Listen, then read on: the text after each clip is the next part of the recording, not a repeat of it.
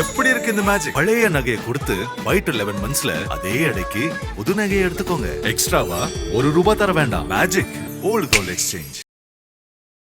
மின்னம்பலம் நேயர்களுக்கு வணக்கம். நான் விஷால் புலிவர். இன்றைய நேர்காணலில் நம்மோடு இணைந்திருக்கிறார் மூத்த பத்திரிகையாளர் திரு பிரியன் அவர்கள். வணக்கம் சார்.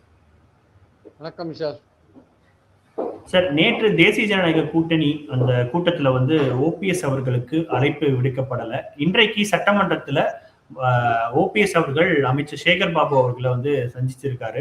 இந்த நிலையில ஓபிஎஸ் அவர்களுடைய அணியில இருக்கிறவங்க எல்லாருமே திமுகவுல இணைஞ்சிட்டாங்க. ஓபிஎஸ் அவர்களும் அடுத்த கட்டமா திமுகவுல இணைய இருக்கிறாரா? எப்படி போயிட்டு இருக்கு சார்? இல்ல, அவருக்கான ஒரு வாய்ப்பு அதிமுகல அவருக்கு கதவு அடைக்கப்பட்டது. பாஜக மூலமா ட்ரை பண்ணி பார்த்தாரு. அது ஒன்றும் நடக்கிற மாதிரி தெரியல. எடப்பாடி ரொம்ப தெளிவா இருக்காரு. அவர் வேணா ஒரு தனி கட்சியை ஆரம்பிச்சு பாஜக வேணா உள் ஒதுக்கீடுல வேணா அவருக்கு இடங்களை கொடுங்க அப்படின்னு சொல்லிட்டார். பட் அதுல அவருக்கு இஷ்டம் கிடையாது. அதிமுகவில் அவரை சேர்த்து கொண்டு அவருக்கு பொறுப்பு கொடுக்கணும் அப்படின்ற மாதிரி அவர் எதிர்பார்க்கிறார்.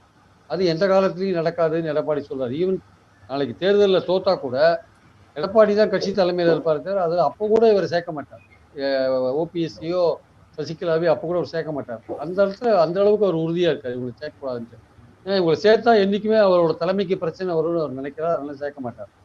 அதனால இப்போ இவருக்கு வேற வழி கிடையாது. இவரோட எதிர்கால அரசியலை பார்க்க வேண்டிய அவசியம் இருக்கு. அப்போ இவருக்கு ஆப்ஷன் என்ன? ஆக்சுவலா இவர் பாஜகவில் போய் சேரத்துக்கான வாய்ப்பும் கிடையாது. அங்கே எடப்பாடி இருக்காரு. அப்போ தினகரன் இவரை விட்டு போயிட்டாரு. அவருக்கு ஒரு அழுத்தம், அவர் போயிட்டாரு. இப்போ தனியா விடப்பட்டிருக்காரு. இவரோட ஆட்கள் எல்லாம் திமுகவில் போயிட்டு இருக்காங்க. இவர் டிசிஷன் எடுக்கிறதுக்கு லேட் ஆக்குறதுனால போயிட்டு இருக்காங்க. அப்ப இவர் என்ன பண்ண போறாரு? தாவேக்காக ஒரு போக முடியுமான்னா போக முடியாது. ஏன்னா இவர் 3 தடவை முதல்வராக இருந்திருக்காரு. அது தவிர கட்சியோட ஒருங்கிணைப்பாளராக இருந்திருக்காரு. இவர் போய் தாவேக்கால போனா இவருக்குரிய மரியாதை கிடைக்குமா தெரியாது. அங்க செங்கோட்டையனுக்கு 3ஆவது இடத்தை கொடுத்து உட்கார வச்சிருக்காங்க. அந்த மாதிரிலாம் இருக்கும்போது இவர் அங்க போறது சந்தேகத்துக்குரிய ஒரு விஷயமா பாக்குறோம். ஆனா அரசியல்ல எதுவும் நடக்கலாம். நம்ம எதையுமே இது நடக்காது, இதுதான் நடக்கும்ல. இப்ப இருக்கிற சூழல்ல இது நடக்கிறதுக்கான வாய்ப்பு இல்லைன்னு சொல்லலாம். அதையும் தாண்டி நடக்குதுன்னா அதான் அரசியல் ஆக்சுவலா. இந்த சூழல் இப்ப இருக்கிற சூழல்ல அவர் தாவேக்காக்கு போக மாட்டார். அவருடைய அந்த ஓபிஎஸோட அந்த அரசியல் நடவடிக்கைகள், அவர் வகித்த பதவிகள், அவருடைய பின்னணியெல்லாம் பார்த்து நம்ம அதை சொல்றோம். அப்போ அவர் திமுகவுக்கு போனா அவருக்கு ஒரு கௌரவம் கிடைக்கும். பட் திமுகவில் எதிர்பார்த்த பதவி கிடைக்குமான்னா அது கொஞ்ச நாள் ஆகணும், உடனே கிடைக்காது. எம்எல்ஏ ஆகலாம். அப்புறம் திமுக ஆட்சிக்கு அமைச்சரும் கூட அதுக்கான வாய்ப்பு இருக்கு. அது எத்தனையோ அதிமுக இருந்து போன எம்எல்ஏக்கள் அங்க இருக்காங்க, அமைச்சராக இருக்காங்க. அதனால வாய்ப்புகள் இருக்கு, திறந்திருக்கு. அதனால திமுகன்றது அண்ணா பேர்ல இருக்கிற கட்சியில நமக்கு மரியாதை கிடையாது. அண்ணா ஆரம்பிச்ச கட்சியில போனாலாவது மரியாதை கிடைக்குமான்னு அவர் எதிர்பார்க்கிறாரு. அதுக்கான ஒரு முயற்சியில அவர் எடுக்கிறார். ஆனா அவங்க வீட்டுல இருக்கிறவங்க எல்லாம் அப்ஜெக்ட் பண்றாங்க. அந்த அவங்களோட 2 பசங்களும் அப்ஜெக்ட் பண்றாங்க. தாவேக்கால போகணும், பாஜக போகணும்னு அவங்க அப்ஜெக்ட் பண்றாங்க. இவருக்கு அந்த மாதிரி போறதுக்கு பிடிக்கல. அதனால அவர் அப்படியே ரொம்ப குழப்பத்துலதான் இன்னைக்கு போய் சேகரபாபுவை பார்த்திருக்காரு. அவர் பார்த்துட்டு நான் சொந்த விஷயம் பேசினேன், தொகுதி விஷயம் பேசினேன், ஏதாவது ஒன்று சொல்லலாம். அது வேற விஷயம். ஆனா இவர் என்ன பண்றதுன்னு தெரியாம முழிக்கிறார். அது மட்டும் இல்ல, தினகரன் அதிமுக பாஜக கூட்டணிக்கு போன பிறகு வெளியில நிக்கிற சசிகலாவும் ஓபிஎஸும் அதிமுக பாஜகவுக்கு விரோதமான எந்த விஷயங்களும் பண்ணக்கூடாதுன்னு பாஜக நினைக்கிறாங்க. அதனால இன்டைரக்டா ஒரு பிரஷர் அப்ளை பண்றாங்க பன்னீர்செல்வம் ஓபிஎஸ் மேல. நீ திமுகவில் போய் சேரக்கூடாது. ஏன்னா அந்த முக்குலத்தோர் ஓட்டு அது பிரிஞ்சு போயிடும். அது பிரிஞ்சு போனா எங்களுக்கு வராது. தினகரன் வரதுனால எங்களுக்கு ஏற்கனவே டவுட்டா இருக்கு. நீங்களும் அங்க திமுகவுக்கு போயிட்டீங்கன்னா முக்குலத்தோர் ஓட்டு எங்களுக்கு சுத்தமா வராது. அப்புறம் தினகரனை சேர்த்ததோட பயனே எங்களுக்கு கிடைக்காதுன்னு ஒரு விஷயத்தினால நீங்க இந்த எலெக்ஷன்ல வேடிக்கை பாருங்க. நீங்க எதுலையும் சேராதீங்கன்னு அப்படி ஒரு அட்வைஸை பாஜக இருந்து அவர் கொடுக்குறாங்க. அவர் ஏற்றுப்பாரா இல்லையான்றதுலாம் நமக்கு தெரியாது. ஆனா அவர் குழப்பத்தில் இருக்கான்றது உண்மை. அதனால அவர் திமுகவில் போவாரான்றது உறுதியா சொல்ல முடியாது சார். ஏன்னா அவர் காலையில ஒண்ணு பேசுறாரு, மத்தியானம் ஒண்ணு பேசுறாரு, ராத்திரி ஒண்ணு பேசுறாரு. அதனால அவர் அவங்க அவங்க ஆதரவாளர்கள்ட்ட பேசும்போதே நமக்கு தெரியுது. அவங்க அவங்க சொல்றதுல இருந்தே அவர் என்னென்ன எப்படி இருக்காரு, அவருடைய மைண்ட் செட் எப்படி இருக்குன்னா ரொம்ப குழப்பத்துல இருக்காரு. அதனால இன்னைக்கு சேகர்பாபு சந்திச்சதுனாலேயே அவர் திமுகவில் போயிடுவாரான்னா அது உறுதியா சொல்ல முடியாது. அதுவும் திமுகவையும் ஒரு ஆப்ஷனா வச்சிருக்காருன்ற அளவு தான் பார்க்கணும். இல்லைங்க நான் இந்த எலெக்ஷன்ல ஸ்கிப் பண்றேன், எனக்கு எதுவுமே பிடிக்கல, அந்த குன்னம் ராமச்சந்திர மாதிரி அரசியலை விட்டு விலகிறேன் அப்படின்னு ஏதாவது திடீர்னு சொன்னா கூட சொல்ல முடியாது. ஏன்னா அவருடைய மைண்ட் செட் அப்படிதான் இருக்கு. திமுகவில் போனா நமக்கு எதிர்காலம் எப்படி இருக்கும், அங்க போய் நம்ம மறுபடியும் போராட வேண்டியிருக்குமா, நமக்கான வாய்ப்புகள் எப்படி, அதெல்லாம் யோசிக்கிறார். கௌரவம், மரியாதை எல்லாமே தாவேக்கால கிடைக்காதுன்னு அவருக்கு தெரியும். இங்க கிடைக்கும் அப்படின்றது ஓரளவுக்கு இதா இருந்தா கூட, ரீசனபிளா இருந்தா கூட பதவிகள் எப்படி கிடைக்கும் ஏதுன்றது இருக்கு. லோக்கல் பாலிடிக்ஸ் இருக்கு. அங்க தங்க தமிழ்ச்செல்வன் பாலிடிக்ஸ் லோக்கல்ல இருக்கு தேனியில. இதெல்லாம் இருக்கிறதுனால கொஞ்சம் யோசிக்கிறார். இல்ல இப்ப திமுக அவங்க என்ன மாதிரியான பாயிண்ட் ஆஃப் வியூல இருக்காங்க? ஓபிஎஸ் வந்தா நமக்கு பலம் கிடைக்கும் அப்படின்ற ஒரு எண்ணத்துல திமுகவும் இருக்கா? ஓபிஎஸ் வந்தா கொஞ்சம் முக்குலத்தோர் ஓட்டை வந்து கொஞ்சம் இப்போ ஒரு 30-40 இப்போ ஒரு 100% 100 பேர் இருக்காங்கன்னா முக்குலத்தோர் ஒரு 40 பேர் வந்து திமுகவுக்கு ஏற்கனவே ஓட்டு போட்டுட்டு இருக்காங்க. ஓபிஎஸ்லாம் இருந்தாருன்னா இன்னொரு 20 பேர் அதிகமாக ஓட்டு போடுறதுக்கான வாய்ப்புகள் இருக்கு. இப்போ தினகரனுக்கு முக்குலத்தோர் பின்னாடி போய் ஓட்டு போடுவாங்கன்னா அது கொஞ்சம் சந்தேகமா இருக்கு. அந்த ஓட்டு அவர் குறையறதுக்கான வாய்ப்பு இருக்கு. ஏன்னா முக்குலத்தோர் என்ன நினைக்கிறாங்க, எடப்பாடியை வந்து எதிரியா கட்டமைச்ச தினகரன் அங்கே போய் சேர்ந்தது அவங்களுக்கு பிடிக்கல. அதனால எடப்பாடியை யார் தோக்கடிக்கிறாங்களோ அவங்களுக்கு தான் ஓட்டு போடணும்னு முக்குலத்தோர் நினைக்கிறாங்க. ஒவ்வொரு தொகுதியிலையும் வித்தியாசமா இருக்கலாம். அது ஒரு தொகுதியில திமுக முறியடிக்கிறதுக்கான வாய்ப்பு இருக்கும், இன்னொரு தொகுதியில வேற ஒரு தாவேக்கா கூட அதை முறியடிக்கிறதுக்கான வாய்ப்பு இருக்கும், திமுக அங்க வீக்கா இருக்கலாம். அந்த மாதிரியான தொகுதிகளில் யார் வந்து அதிகமா எடப்பாடியை தோக்கடிக்கிறதுக்கு வாய்ப்பு இருக்கோ அவருக்கு ஓட்டு போட்டு எடப்பாடியை தோக்கடிக்கணும் அப்படின்ற மாதிரி அவங்க இருக்காங்க. ஸோ ஓபிஎஸ் சேர்ந்தா கொஞ்சம் முக்குலத்தோர் ஓட்டு திமுகவுக்கு இன்னும் கொஞ்சம் அதிகமா வரும். போன பார்லிமெண்ட் எலெக்ஷன்லாம் ஓட்டு போட்டிருக்காங்க, அதுல ஒன்றும் இது பிரச்சனை இல்லை. பட் ஆனால் வந்து ஓபிஎஸ் வரதை வந்து திமுக விரும்புதான்னா அவர் வந்து 5 சீட்டு 6 சீட்லாம் கேட்டா அவருக்கு ரெடியா இல்லை. அவருக்கு ஒரு சீட் கொடுக்கறதுக்கு ரெடியா இருக்காங்க, அவ்வளவுதான். அவருக்கோ ஒரு பையனுக்கோ கொடுப்பாங்க, அதிகபட்சம் 2 சீட் கொடுப்பாங்க.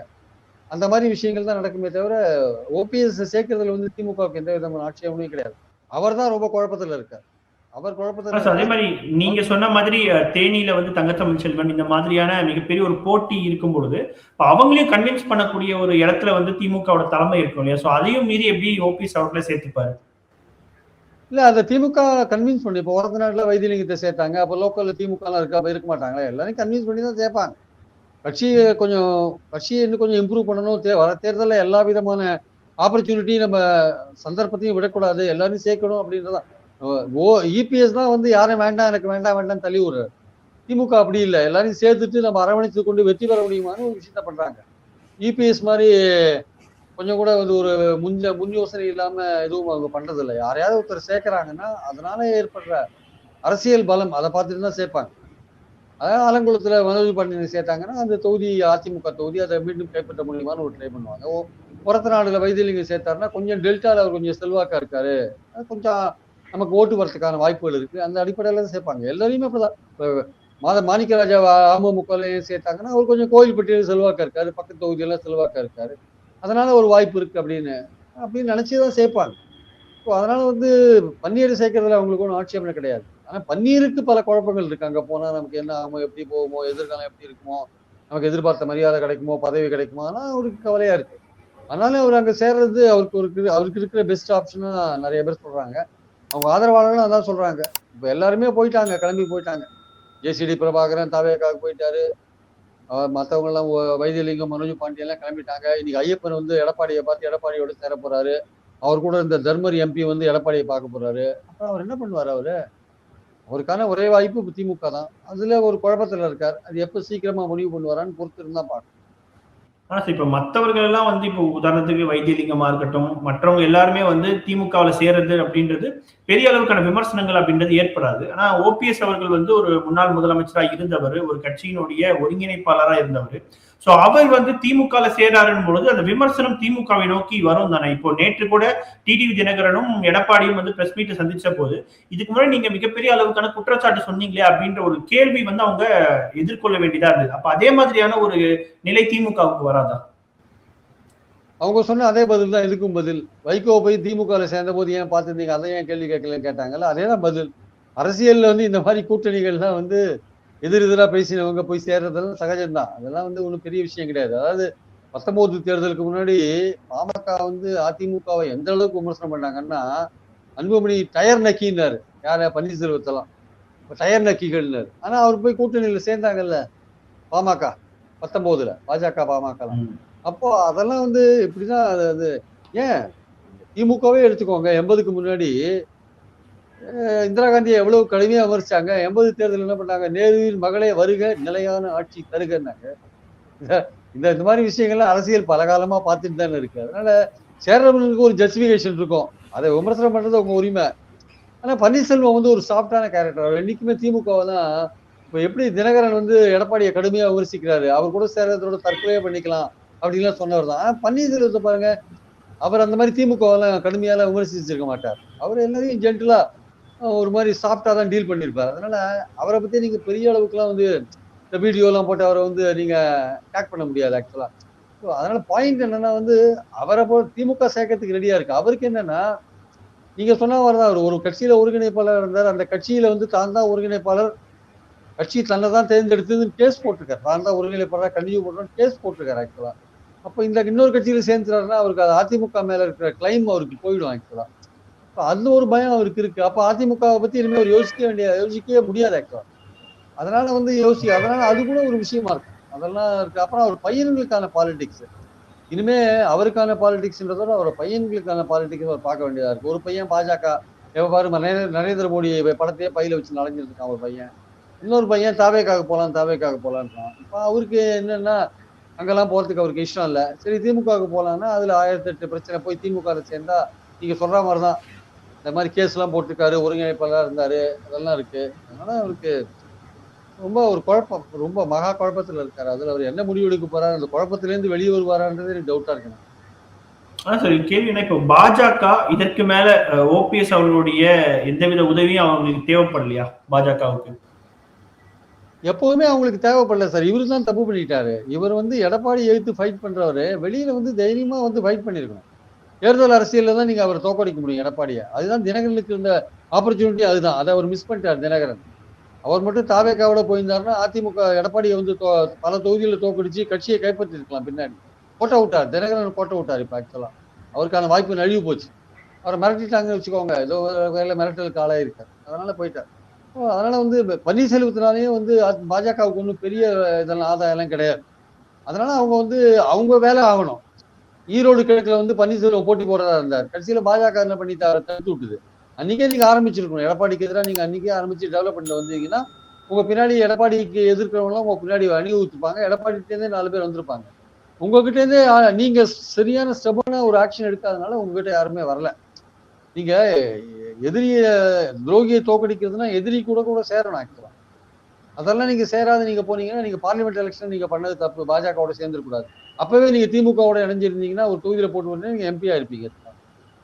அதெல்லாம் நீங்க முன்னாடியே தீர்மானிக்கணும். உங்களுக்கு அதிமுகல சேர்றதுக்கு இடமே கிடையாதுன்னு அவர் இவரு பழனிசாமி உறுதியா இருக்கும்போது நீங்க எந்த நம்பிக்கையில இருக்கீங்க? இனிமே ஒரு சேர்க்கவே போறதில்லை உங்களை. ஆனா இனிமே அவர் ஒரு ஃபைட்டை வந்து ஏற்பாடு பண்ணணும்னா அது ரொம்ப கஷ்டம். அவருக்கான வாய்ப்புகள் ரொம்ப மிஸ் பண்ணிட்டார் அவர் ஆக்சுவலா. அதனால ஆனா சார் ரெட்டை இலை வழக்கு ஒரு பக்கம் இருக்கு இல்லையா, இது வந்து லீகலா வந்து அதிமுகவுக்கு எந்தவித பாதிப்போ பின்னடைவோ வராதா, சிக்கலோ வராதா? அவங்க அதுக்கு தான் சார் பாஜக கூட இருக்காங்க. எலெக்ஷன் கமிஷனும் பாஜகவும் ஒரு நாணயத்தின் இரு பக்கங்கள். எதுக்காக இவங்க போய் அங்க சேர்ந்திருக்காங்க? ரெட்டையில எல்லாம் கரெக்டான எந்த பிரச்சனையும் இல்லாத வரணும் தான் அங்க போய் சேர்ந்திருக்காங்க. அதனால அவங்களுக்கு எந்த பிரச்சனையும் வராது. மாம்பழ சின்னத்துக்கும் எந்த பிரச்சனையும் வராது. அது அன்புமிட்டா தான் இருக்கும். எல்லாம் பாஜக பாத்துக்கும் சார் எல்லாத்தையும். அதானே சேர்த்து வச்சிருக்காங்க. பாஜகவும் எலெக்ஷன் கமிஷனும் எல்லாம் ஒண்ணுதானே, ஒரே வீட்டுல தானே குடியிருக்காங்க. 2 பேர் கூட்டணியில தான் இருக்காங்க. அது வேற விஷயம். பாயிண்ட் என்னன்னா வந்து இந்த ரெட்டையிலை சின்னத்துக்கு வந்து எந்த பிரச்சனையும் வராது. அவரு எடப்பாடிட்டு தான் இருக்கும். அவர் பாஜக கூட்டணியில் இருக்கிறதையும் ஒன்றும் பிரச்சனை கிடையாது. போன வாட்டி அவர் வந்து கூட்டணியில் இல்ல, ஏன் பறிக்கல நீங்க ஒரு கேள்வி கேட்கலாம். நிச்சயமா அது வந்து யோசிச்சிருப்பாங்க. அது வந்து இந்த வாட்டி வந்து ரொம்ப தெளிவா இருக்காங்க. போன வாட்டியோட இந்த வாட்டி பாஜக கவர்மெண்ட்ல இடம் பெறதுலயும் தெளிவா இருக்காங்க. எடப்பாடி ஏதாவது பிரச்சனை பண்ணாருன்னா அவருக்கும் ஏதாவது ஒரு வழி பண்ணுவாங்க பாஜக. அப்போ தேர்தல் முடிகிற வரைக்கும் ஓபிஎஸ் மூலமா எந்த விதமான ஒரு பிளான் பி கேமும் வந்து பிஜேபி பண்ண மாட்டாங்க நம்ம எடுத்துக்கலாம் இல்லையா?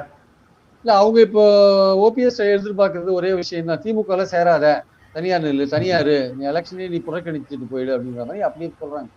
உங்களுக்கு எடப்பாடி பிடிக்கலையா, எலெக்ஷனே புறக்கணிச்சுட்டு போயிடு, இல்லை எங்க கூட சேர்ந்து உள் ஒதுக்கீடு வாங்குறதுக்கு பிடிக்கலையா, தேர்தலே புறக்கணி, திமுக போய் சேராதன்னு பேசுறாங்க.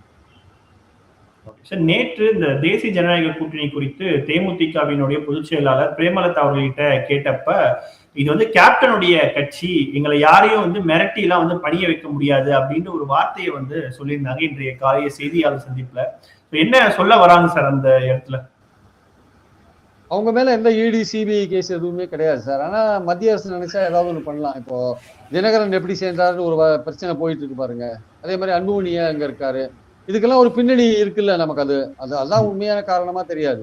பேசப்படுற விஷயங்கள் அப்படிதான் இருக்கு. அப்போ தேமுதிகவும் நேற்று மத்தியானம் 1 மணி வரையும் ட்ரை பண்ணி பார்த்திருக்காங்க. மிரட்டல், உருட்டல் எல்லாமே பண்ணியிருக்காங்க போல.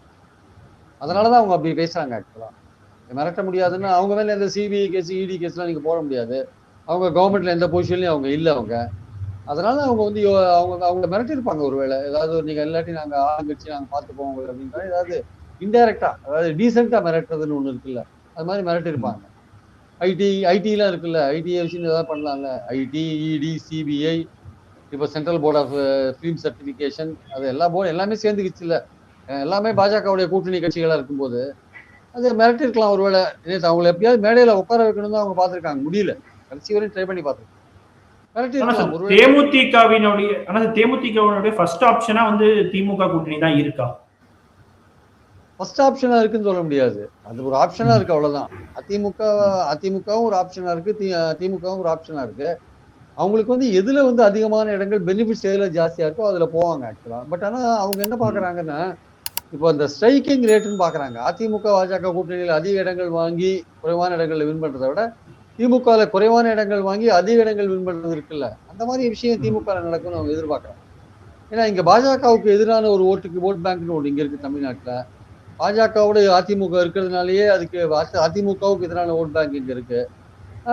ஆன்டி இன்குபன்சி திமுகவுக்கு எதிராக இருந்தா கூட அது பெரிய அளவுக்கு ஒன்றும் அஃபெக்ட் பண்ணாது.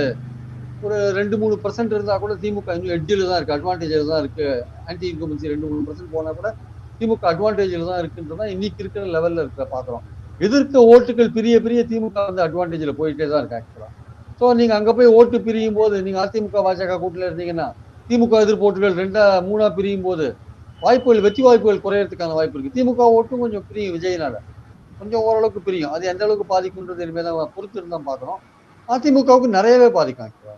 அதிமுகவோட ஆதரவு ஓட்டுகளும் போகும், திமுக எதிர்ப்பு ஓட்டுகளும் போகும். அப்புறம் அதிமுக பிடிக்காத ஓட்டுக்கு அந்த மாதிரி விஷயங்கள் ஒரு ஓட்டு இருக்கு, அது வந்து அதுவும் விஜய்க்கு போகும். ஸோ விஜய் வந்து எந்த இடத்துல யாரை ஸ்பாயில் பண்ணுவாரு எவ்வளவு அப்படின்றது ஒரு முக்கியமான விஷயம். அதனால தேமுதிக நினைக்கலாம் அதிமுக போறத விட திமுக போனா கொஞ்சம் வாய்ப்புகள் அதிகம். அவங்க 6 இடங்கள் பிளஸ் ஒரு ராஜ்யசபா கொடுக்குறேன்றாங்க. இவங்க கிட்ட வந்து 18 சீட் கேட்கறாங்க. பாமகக்கு எவ்வளவு கொடுத்து அவ்வளவு கொடுன்றாங்க. இல்லைங்க உங்களுக்கு வந்து 12க்கு மேல கிடையாது ஏதோ சொல்றாங்க போட்டு. அவங்க 12க்கு ஒத்துக்கிறாங்களா இல்லையான்னு பொறுத்து இருந்தா பார்க்கணும். ஒரு ராஜ்யசபான்றது அதுவும் டவுட்டா இருக்கு. அன்புமணிக்கு ராஜ்யசபா கொடுக்குறேன்ட்டு அதிமுக ப்ராமிஸ் பண்ணிருக்காங்க. அவங்களாலே 2 வேகன்சி தான் ஃபில்அப் பண்ண, அவங்களுக்கு 2 வேகன்சி தான், 2 இடத்துல தான் அவங்க ஃபில்அப் பண்ண முடியும், 2 பேர் தான் அவங்களுக்கு எலெக்ட் பண்ண முடியும். அப்ப அன்புமணி கொடுத்துட்டா இன்னொரு வேகன்சியும் பிரேமலதா கொடுத்துட்டா, அப்ப 2மே தோழமை கட்சி கொடுத்துட்டா அதிமுக இருக்க கட்சிக்காரன் என்ன பண்ணுவான்? அப்போ 2மே கொடுப்பாரா? அன்புமணிக்கு என்ன ப்ராமிஸ் பண்ணியிருக்காரு? அதுல ஏதோ குழப்பம் இருக்கு ஆக்சுவலா. இல்லாட்டி தேமுதிக இவ்வளவு லேட் ஆக்கிறதுக்கான வாய்ப்புகள் இல்லை. அவங்க ஒரு முடிவு எடுத்திருப்பாங்க அதிமுக போறதுக்கு. அந்த ராஜ்யசபால ஏதோ ஒரு சிக்கல் இருக்கு. வாசன் வேற கேட்டு இருக்காரு. சட்டமன்ற தேர்தல் தான் சார் முக்கியம், அதை விட ராஜ்யசபா வந்து பெருசா இருக்கு அதிமுகவுக்கு. அதிமுகவுக்கு சட்டமன்ற தேர்தல் முக்கியன்றதுக்காக 2 வேகன்சியும் கொடுத்தா கட்சிக்காரன் என்னங்க பண்ணுவான்? ஏங்க அடுத்த தடவை நீங்க எவ்வளவு எலெக்ட் ஆவீங்க, எத்தனை பேர் ராஜ்யசபாக்கு அனுப்ப முடியல கேள்விக்குரியல. அதனால தம்பித்துறை போன்றவர்கள் அந்த ஒரு வேகன்சி நம்ம கொடுத்தானுன்னு அடம்பிடிச்சு ஒத்த கால நின்றுட்டு இருக்காங்க. அவர் டெல்லியில போயே ஆணுறாரு தம்பித்துறை, நான் 11ஆம் தடவை போயே தீருவேன்றாரு. அந்த மாதிரி இருக்காரு அவர். அதனால எடப்பாடிக்கு வந்து 2மே தோழமை கட்சி கொடுப்பாரு. அதுதான் தேமுதிக இருக்கிற ஒரே டவுட். அதுல ஒரு கிளியரன்ஸ் இல்லைன்னு நினைக்கிறேன். அதனாலதான் அவங்க பேசாம இருக்காங்க. மற்றபடி தேர்தல் செலவுக்கு, தொகுதி செலவுக்கு பணம் அதெல்லாம் வந்து அவங்க கொடுப்பாங்க. ஆனா இன்னொரு விஷயத்தையும் பிரேமலதா பாக்குறாங்க, வெற்றி ஸ்ட்ரைக்கிங் ரேட்டுன்ற வெற்றி இருக்குல்ல. திமுக 8 இடங்கள் வாங்கி ஒரு 6 இடங்கள் வின் பண்றது, 5 இடங்கள் வின் பண்றது. பாஜக அதிமுகல நீங்க 10 இடங்கள் வாங்கி 3 இடங்கள் வின் பண்றதுக்கும் வித்தியாசம் இருக்குல்ல. தேமுதிகல இருக்கிற பார்ட்டி ஆளுங்க எல்லாருமே திமுக தான் சேர சொல்றாங்க. மாவட்ட செயலாளர்கள் திமுகவுக்கு போலாம், அதான் பெட்டர். இவங்க சொல்ற மாதிரி பெரிய அளவுக்குலாம் வந்து பெரிய இன்குபன்சி எல்லாம், ஆன்டி இன்குபன்சி எல்லாம் கீழே இல்ல. அவங்களால திமுக நல்ல கீழே உழைச்சிட்டு இருக்காங்க, பயனாளிகள் ஒவ்வொருத்தரையும் ஓட்டரா மாத்துறாங்க. அதனால நம்ம அங்க போறது பெட்டர்னு தேமுதிக மாவட்ட செயலாளர் சொல்றாங்க. அதனால வந்து அதேதான் பன்னீர்செல்வம் ரொம்ப குழப்பத்துல இருக்காரு, பிரேமலதா ஓரளவு குழப்பத்துல இருக்காங்க. சார் இதுல இன்னொன்னு என்னன்னா, இப்போ அவங்க ராஜ்யசபா அது இல்லாம இணையமைச்சர் பதவியும் வந்து பாஜக தரப்புல இருந்து குறிப்பா அதிமுக கிட்டையும் வந்து கேட்டதாக நிறைய தகவல்கள்லாம் வருது. ஒருவேளை கடைசி நேரத்துல விஜய் அவர்கள் வரவே முடியாது அப்படின்ற அடிப்படையில தேமுதிகவினுடைய இந்த டிமாண்டை வந்து அவங்க ஏற்றுப்பாங்களா? தேமுதிக அமைச்சர்கள் வந்து மத்திய அரசுலாம் அவங்க அவ்வளவு சீக்கிரம் ஏத்துக்க மாட்டாங்க. அப்புறம் மாநில அரசுல கூட்டணி ஆட்சின்னு தான் பிரேமலதா சொல்லிட்டு இருக்காங்க. திமுக சேர்ந்தா கூட அதே தான் சொல்லுவாங்கன்னு நினைக்கிறேன், கூட்டணி ஆட்சி தான் வரும்ட்டு. அவங்களுடைய பார்வை எப்படி இருக்குன்னா, தமிழ்நாட்டுல வரப்போற எலெக்ஷன்ல எந்த திமுகவோ அதிமுகவோ தனி மெஜாரிட்டி பெறாது அப்படின்றதுல அவங்க உறுதியா இருக்காங்க. அதனால கூட்டணி ஆட்சின்னு சொல்றாங்க. தினகரனும் இத்தனை நாள் கூட்டணி ஆட்சின்னு சொல்லிட்டு இருக்காரு. பாமக அன்புமணியும் கூட்டணி ஆட்சி எல்லாருமே அப்படித்தான் நினைக்கிறாங்க. திமுக அதிமுகவுக்கு தனி மெஜாரிட்டி வராதுன்னு நினைக்கிறாங்க. ஆனால் பாஜக என்ன நினைக்குது, தனி மெஜாரிட்டி வந்தாலுமே ஆட்சியில பங்கு கொடுக்கணுன்றது அவங்க பாயிண்டா இருக்கு. அதுதான் வந்து அதிமுக அவங்க வச்சிருக்கிற ஒரு முக்கியமான விஷயம். நீங்க மெஜாரிட்டி வந்தாலுமே என்டிஏ கவர்மெண்ட் பங்கு கொடுக்கணும் அப்படின்றதுதான். அதிமுக அரசு இல்ல, என்டிஏ கூட்டணி ஆட்சி. அதுல நாங்களும் இருப்போம். நாங்களும் இல்லாட்டி உங்களுக்கு ஃபண்ட்ஸ் வராது மத்தியில இருந்து. நிச்சயமா சார், தொடர்ந்து பேசுவோம். பல்வேறு கேள்விகளுக்கு மிக ஆழமாக பதில் தந்தமைக்கு நன்றி சார். Thank you sir. எப்படி இருக்கு இந்த மேஜிக்? பழைய நகையை கொடுத்து ஒயிட் 11 மந்த்ஸ்ல அதே எடைக்கு புது நகையை எடுத்துக்கோங்க. எக்ஸ்ட்ராவா ₹1 தர வேண்டாம். Magic old gold exchange. மின்னம்பலம்.com தமிழின் முதல் மொபைல் பத்திரிகை.